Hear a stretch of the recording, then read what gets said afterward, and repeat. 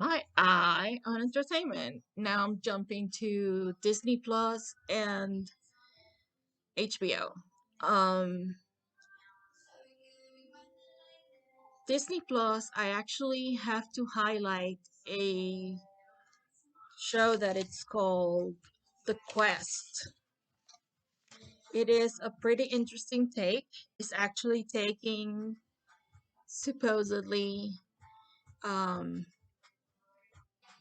eight teenagers, 6 or 8 teenagers, and then they're being transported to a Renaissance medieval time frame, and they have to complete certain quests in order to save a kingdom. And so they encountered wizards and creatures, and nobody's eliminated, but only one of them is selected as number one, the number one person. Um, so, but it's still very interesting how it develops, how it goes through, and the effects, the makeup, how they convert these people in wizards or in creatures of the forest or a certain witch, and the villainess of the story. It's also very believable. Um, so, but if you have some time to kill, you know, is obviously, I mean, it is kind of like a teenager thing. It's I don't want to say it's like a survivor thing or any other of these reality shows, because there nobody's eliminated in this show. Um, but it is sort of kind of like that, where they have to go through certain obstacles and do certain things um, in a fantastic setting, in a nature setting. Um, but it's pretty good entertainment and backstory. And if you are into the whole medieval theme, whatever, being books, being stories, being TV shows or movies, um, it's a pretty good thing to watch. Now, turning my attention to HBO, I wanted to talk about a movie called The Command. This movie is actually a true story, and it actually makes me sad, because this is about some Russian sailors that lost their lives, basically because of politics. Um, Russia didn't want, supposedly, anybody to learn the secrets that the submarine they were on. Um, so they they just refused to have any help in rescuing those sailors, and pretty not pretty much, like, everyone lost their life. So even though the whole international community offered to help and offered equipment and manpower to help them rescue these sailors, the Russian government opted not to allow anybody in the vicinity or to attend to the wreckage until pretty much it was too late, by the time that they allowed um, the Royal Navy, which is England's navy, to actually assist. The 20 to 25 sailors that could have been saved actually drowned. So, but still, it's a great movie to watch.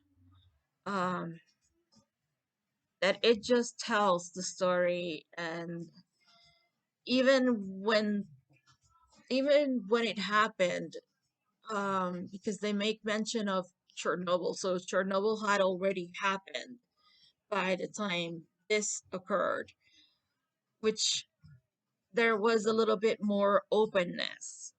So, I mean, Gorbachev was the president or the prime minister of Russia. So, basically, they could have been saved, but um, the military decided that they didn't want any help until it was absolutely too late, pretty much, to help them.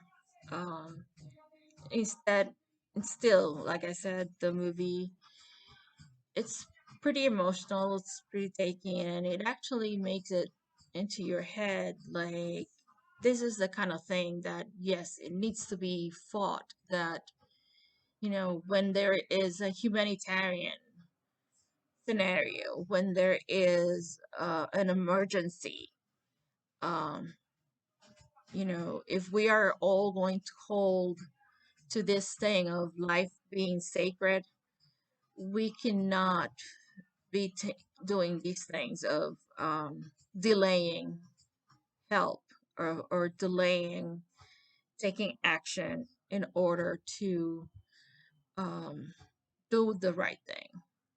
Um, and I guess the other movie that I need to talk about is the new Batman. And I know this one is also going to generate a lot of controversy. Some people like it, some people don't. Some people don't understand it. Um,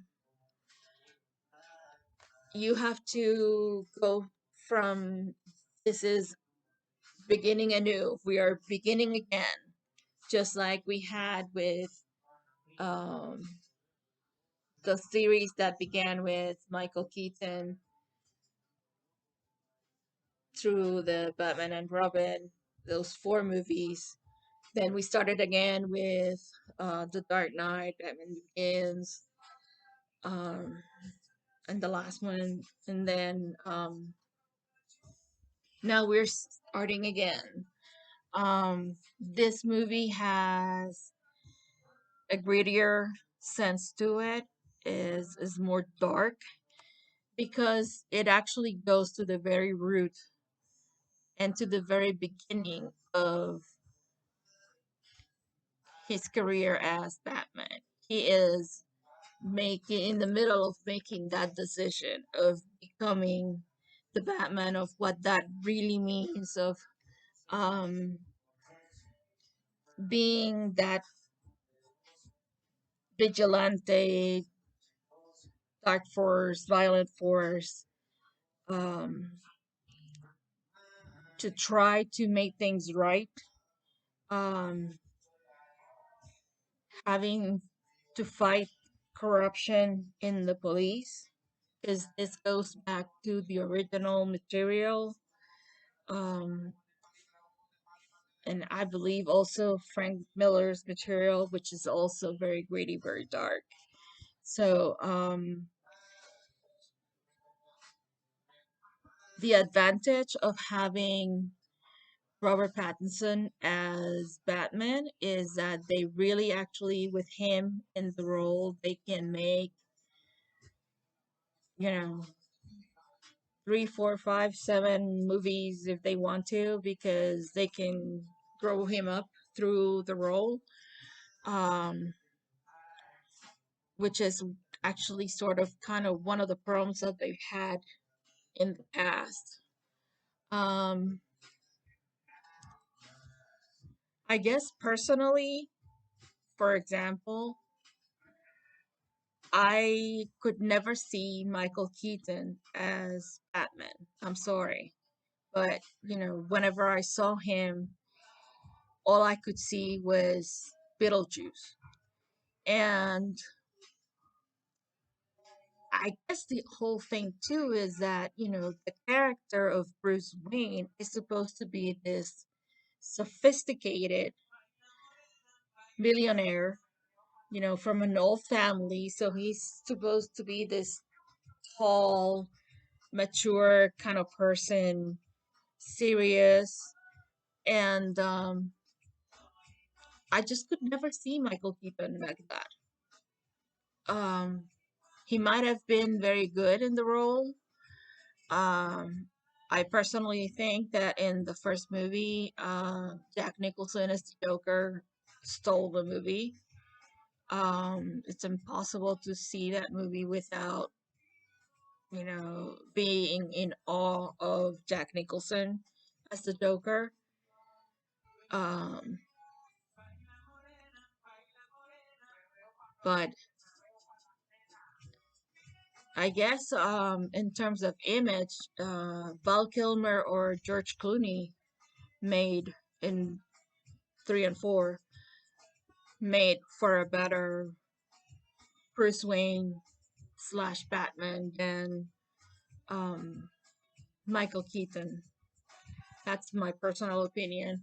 Um, but then again, in those movies, because they had to swap out, it's almost because they have to swap out, or they had to go to other. You have two different actors for 3 and 4. It kind of cuts into the continuity, and it almost kind of makes sense that they would have to start over with Christian Bale um, for the new chapter of that. I mean, we've seen this before, like with Spider-Man. We have the Tobey Maguire series, and now we have the New Guys series. Um, we had Nicholas Hammond in the live action series, TV series. Um, so I guess it's one of those heroes or comic book figures that can be reinvented and redone time and time again. Um, but then again, because of what you want to portray, and because they were starting from the very very beginning, they were smart in selecting somebody as young as Robert Pattinson, because then, like I said, that he could grow into the role and through the different stages in the life of Bruce Wayne slash um, Batman. It's almost like what happens with Spider-Man as well, that they can grow him through the different stages. Although they're doing the whole dimension thing, so that's a whole different thing. So, but um, I guess we shall see what comes next with this. But the movie in itself, I thought it was pretty good. It goes through all the stages. You can feel his pain. You can see what he's going through. You can see what he's wrestling with. Um, and his relationship with Catwoman, and why Catwoman is the way she is, or why she decides to be good but be bad at the same time. That dichotomy of that role,